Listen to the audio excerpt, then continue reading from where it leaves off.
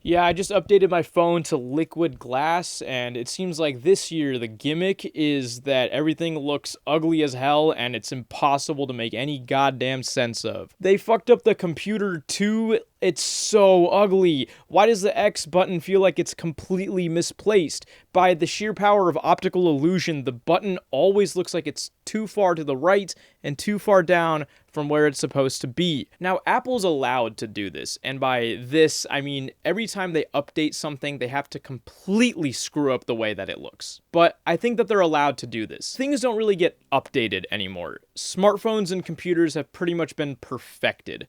There's not a lot of functionality we can add to them because there's no real reason to do that. Like, even though AI is everywhere, AI has not fundamentally changed the way we use computers the way that, like, the iPod or the iPhone did when those first came out. So when things do get updated, Apple is notorious for either one, introducing a feature that has already been on Windows or Android for several years already, or two, changing something that feels extremely insignificant or arbitrary, or otherwise feels like something only Apple cares about.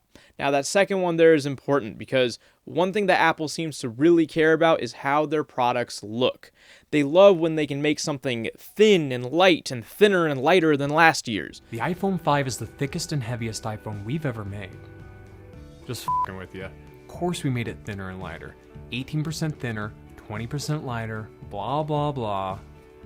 Are people still impressed by this? They love talking about the new materials that they use, the new color schemes that they have, and the new user interface that they've created. Apple has effectively positioned themselves as a tech design company ever since the 90s, which is when Johnny Ive and Steve Jobs got together to release the colorful and translucent iMac, a computer that looked radically different from every other computer because the computer itself was attached to the screen, and it looked all friendly like bubble gum. But Johnny Ive and Steve Jobs were people with identities and philosophies. They were in charge of a lot of stuff at Apple, so of course they created an Apple brand identity, but I would consider things like the iMac and the iPad to have been designed by Johnny Ive and Steve Jobs, not designed by Apple.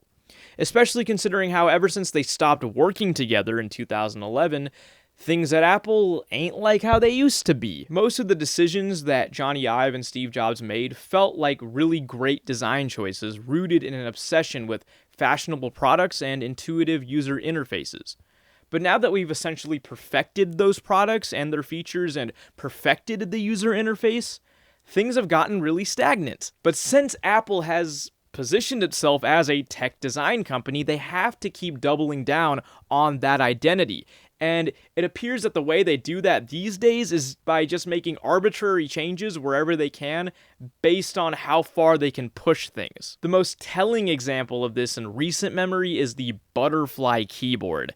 You see, the MacBook Air, which has been around for a while, was a testament to the Steve Jobsian obsession of making things as thin and light and portable as possible.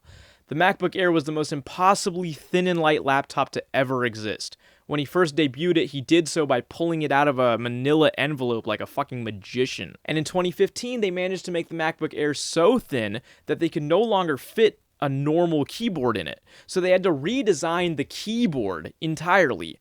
And this new keyboard was broken. It felt like shit to type on because the keys didn't move. In my brain, when I press a button, I expect the button to get pressed down so that my brain knows that I pressed a button, but this shit didn't have that. It was also cheap and flimsy shit from China, so it would fucking break all the time. Nothing about this was an informed design decision about creating a better user interface.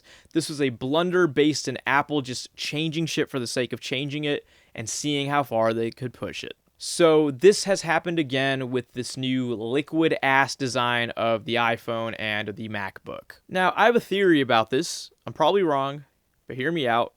So I'm going to make an analogy. If you watch a lot of movies and you pay attention to online film discourse, one thing people love to talk about these days is how dark movies are.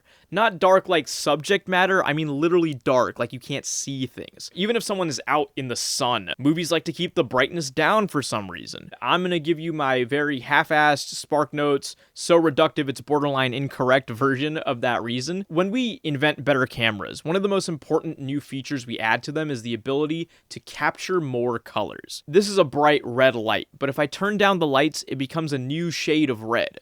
With older cameras, if you turn down the lights, the camera couldn't see this shade at all. You needed a lot of light in order for your images to be visible. But with newer cameras, I can turn the lights down real low, and even the dimmest, grayest shade of red is visible, and that color is accurately captured. And so because we can capture more colors, we now put more colors in our movies. We have those options, so we want to do that. Unfortunately, this is unfriendly to the human eye.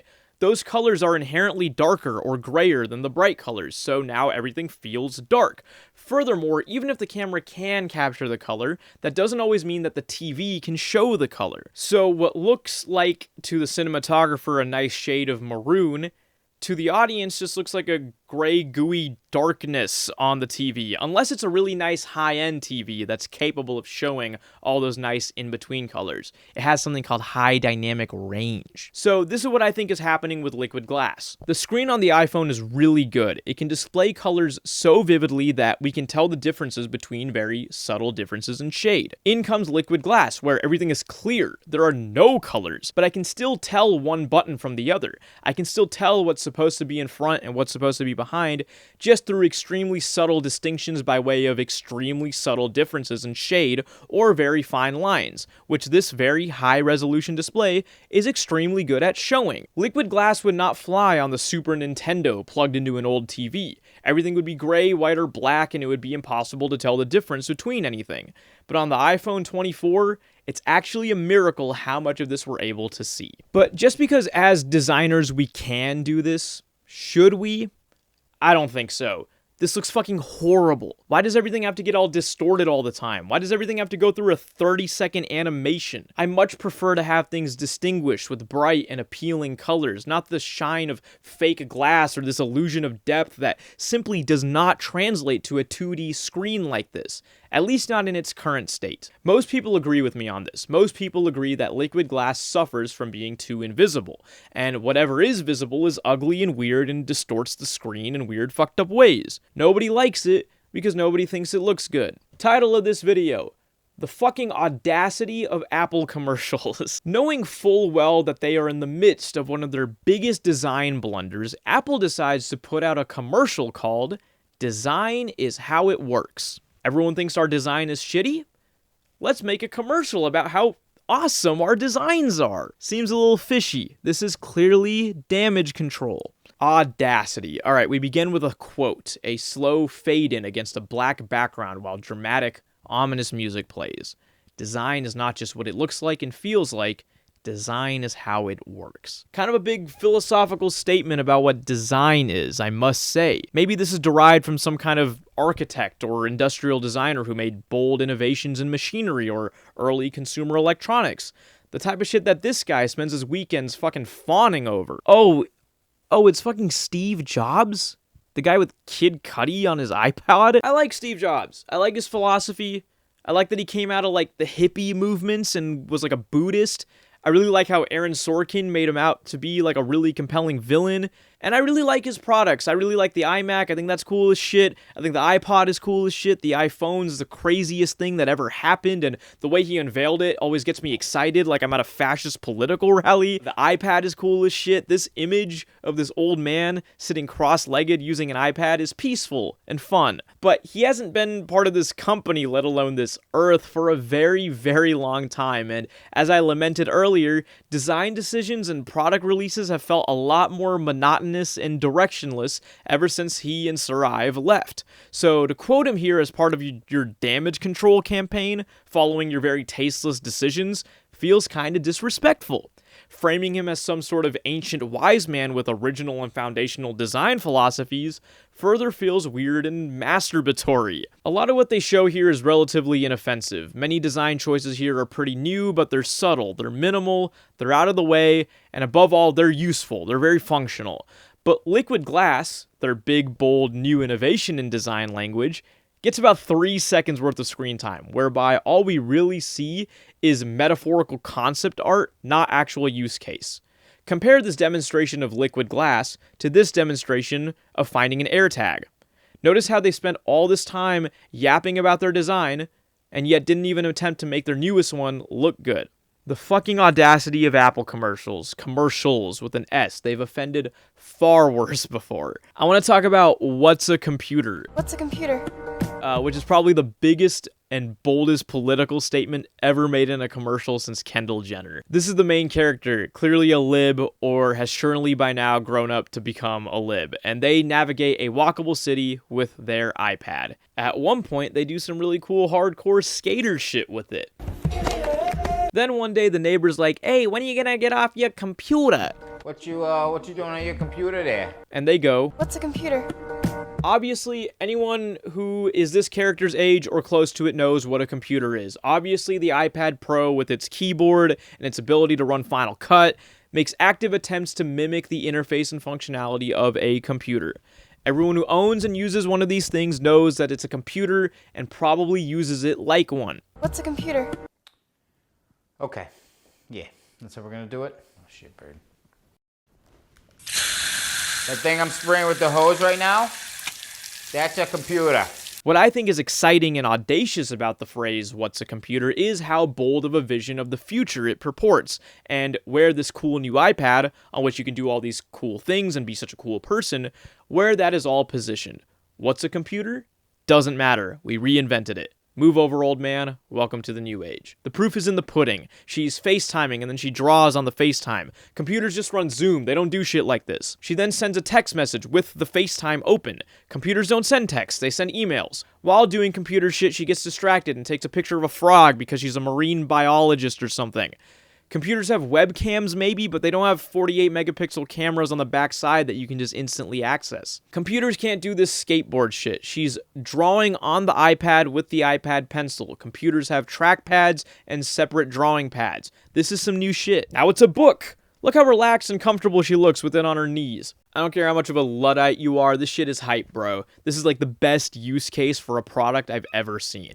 It's the best and most effective political propaganda I've ever seen because it really effectively executes the original vision of what the iPad was. 10 out of 10. Fantastic commercial, simply by virtue of the fucking balls. In 1984, Apple made an ad that was really weird, kind of cool. If you don't know what the book 1984 is or who Big Brother is, it's just a really extremely on-the-nose metaphor for authoritarianism and mass surveillance. The book was written in 1948, but we've been doomers about the age of computers for a while now, and the book nicely predicted that it was indeed the 70s and 80s when we openly welcomed personal computers into our homes, and now they all have cameras and microphones, and they've learned how to mimic us. So back in the day, Apple was trying to position themselves as like the anti-big corporate overlord company. Their products prioritize consumers over data farms and servers. This commercial shows the Macintosh taking down the scary, robotic, monotonous, evil computer industry.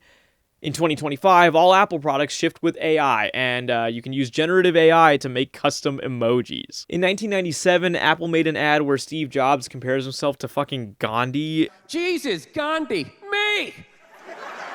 Remember that? Muhammad Ali, John Lennon, this guy! Apple also used to run a series of ads literally called Mac versus PC, which were pretty wild for a few reasons. For one, I don't know why ads don't directly name drop their competitors more often, or at least veer very close to name dropping. The only recent example of this I know of is that Google phone ad that still plays in movie theaters, although that ad sucks and it's clearly very ineffective because no one in America knows what a fucking Google Nexus phone is. But these ads are really crazy because the premise is that Apple is like a young, skinny, hipster millennial dude and Windows is this fat nerd who doesn't understand human beings. The running joke is that Windows is impossible to use and its standard packages don't make any effort to appeal to consumers, but that Mac is sexy and cool and fun to use. The problem here, of course, was that back in the Dizzy, it was impossible to get any Mac that didn't cost over $1,000, whereas Toshiba laptops running Windows Vista were a dime a dozen. Anyway, that's all for this video. I just wanted to complain about how hard it is to figure out how to use my phone these days, and how offensive I thought this commercial was in the wake of my struggles. So if you made it to the end of this video, here's some advice. Don't say your opinions on camera. Don't criticize the government on camera. Don't let anyone see you. If you have anything to say that you love the status quo, you love how things are going, and that you support whatever decision that they want to make. Don't even mention like that you care about like the Constitution. No. Just talk about how you care about the current regime and what they're doing. Don't be all. Be careful about what you say on the internet. You might get in trouble. This is a weird way to end this video.